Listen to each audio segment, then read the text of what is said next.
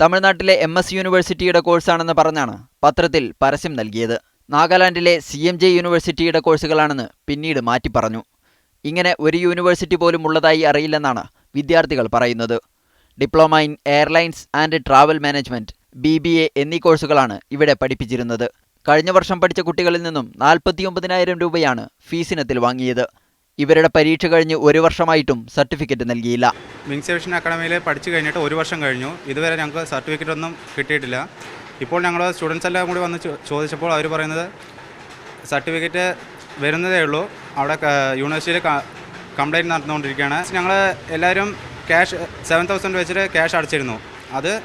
അതിൻ്റെ ഒരു റെസിപ്റ്റ് എങ്കിലും DD അടിച്ചതായിട്ടാണ് സാർ പറഞ്ഞിരുന്നത്. അത് സാർ ജസ്റ്റ് ഒന്ന് അതിൻ്റെ ഒരു ഡീറ്റെയിൽസ് ഒന്ന് മാത്രം കാണിച്ചു തരാൻ പറഞ്ഞപ്പോൾ സാറ് പറഞ്ഞു അതൊന്നുമില്ല, അതിൻ്റെ കയ്യിലില്ല. പരീക്ഷ നടത്തുന്നതും മാർക്ക് ലിസ്റ്റ് നൽകുന്നതും സ്ഥാപനം തന്നെ.